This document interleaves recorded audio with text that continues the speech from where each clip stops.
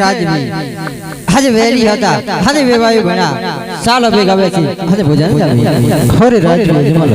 જમવાની વાત એક બાજુ રહી પર આજ હું તમને સવાલ પૂછું છું જે હોય સત્ય જણાવો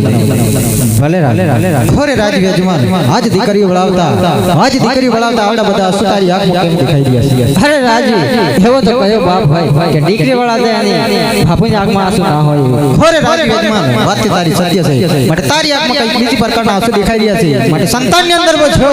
તારા દીકરા કેટલા છે અને દીકરીઓ કેટલી છે અરે રાજવી હાજ તમે સંતાનની વાત કરતા હોય તમારા દીકરીઓ કોણ છે હાની દીકરીઓ કોણ અરે ખામોશ રાજવી અજમાલ જો કદી મને આટલી ખબર હોત તારા આગળ એક પણ પુત્ર નથી તો મારા પુત્ર પ્રતાપની જાન તારા આગળ સુધી ન આવવા દે માટે હવે હું કહું અને તમે ભલે કે યાદે પડી યાર ક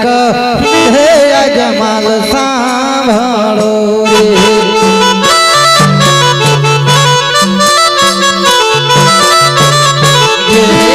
મારા દિલડાની વાત પડી યાર રે અજમાલ સાંભળજો રે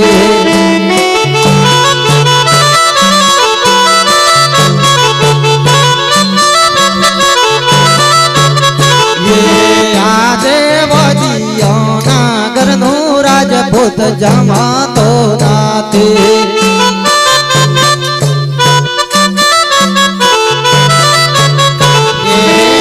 પાણી કરો તારું અપરાધ વજીયોના ઘરનું રાજપૂત જમાતો નાથી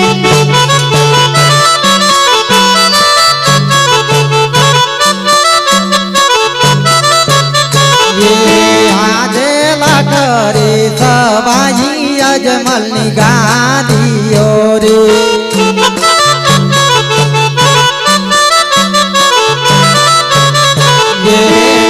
તારે ગાદી નો બેસનાર લાકરે સવાઈ અજમલ ગાદીઓ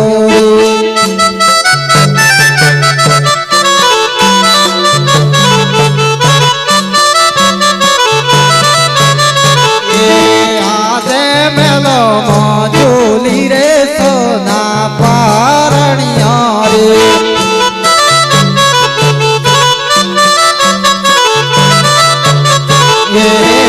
તારે પારણિયાનો ઝૂલનાર એવી રે રીતિ રે અજમલ વજીઓ કહેવાય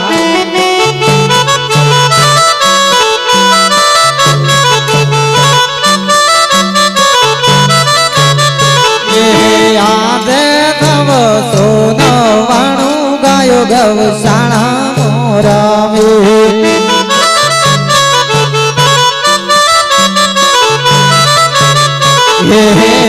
તારે ગાયો નો ગોવાળ 999 ગાયો ગૌશાળા મોરમે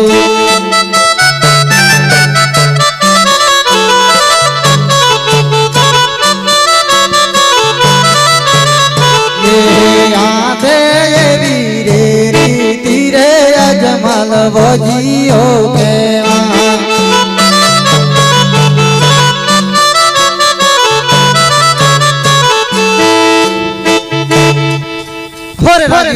જ્યાં સુધી તારા આગળ પુત્રનો પાણો બંધ થાય ત્યાં સુધી મારા પિંગલગઢની અંદર પગ મૂકતો અને જદી પગ મૂક્યો પાલસી પાટિયાને ખબર પડી તો તારા સાથે 60 ટુકડા કરી આજે મારા ગઢના કાંગરે લટકાડી દે તમને